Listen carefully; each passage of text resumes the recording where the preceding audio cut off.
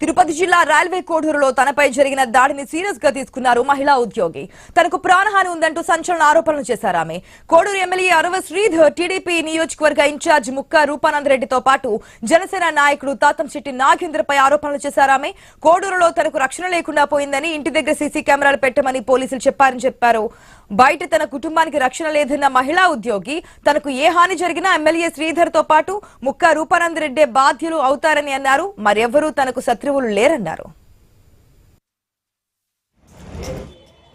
Lawyer గారికి, మా lawyer గారి తమ్ముడికి, నా కొడుకు విక్రమాదిత్యకి, నా తమ్ముడు దిలీప్కి ఎటువంటి ప్రాణహాని జరిగినా, కనీసం ఒంటి మీద ఏదైనా మచ్చబడినా కూడా అది రూపానందరెడ్డి వాళ్ళ దగ్గర నుంచే వస్తుంది, శ్రీధర్ దగ్గర నుంచే వస్తుంది. అపార్ట్ ఫ్రమ్ దట్ మాకు ఎటువంటి శత్రువులు లేరు. తాతంశెట్టి నాగేంద్ర, శ్రీధర్, రూపానందరెడ్డి వాళ్ళ ఫ్యామిలీస్ నుంచి మాత్రమే వస్తుంది. మాకు రక్షణ లేదు.